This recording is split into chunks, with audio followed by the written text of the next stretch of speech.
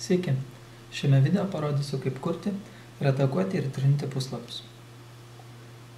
Norėdami sukurti naują meniu punktą, spaudžiame ant puslapio meniu.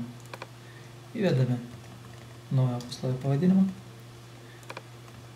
įrašome tekstą ir išsaugome. Štai turime naują puslapį, kuris svetainėje atrodo štai šitaip. Štai turime naujas puslapis. Grįžtame turinio valdymo sistemą. Norėdami pakeisti bet kurio puslapio pavadinimą arba tekstą, tiesiog išsirenkame puslapį, pavadinkime šį puslapį apie mus. Galime paredaguoti ją tekstą.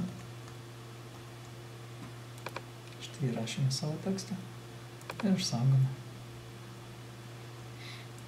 Norėdami ištrinti bet kurį nereikalingą puslapį, tiesiog pasirenkame tą puslapį ir spaudžiame mygtuką pašalinti. Sutinkame.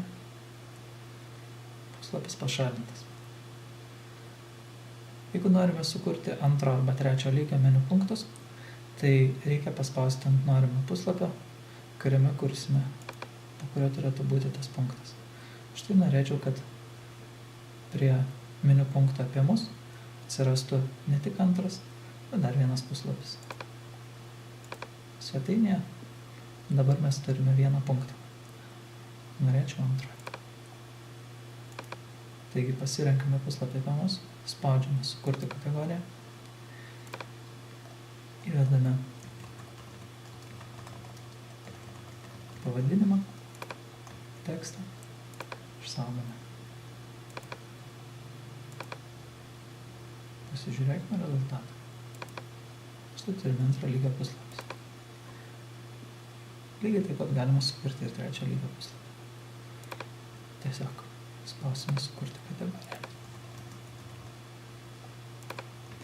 Įvesime pavadinimą ir tekstą ir išsaugosime puslapį.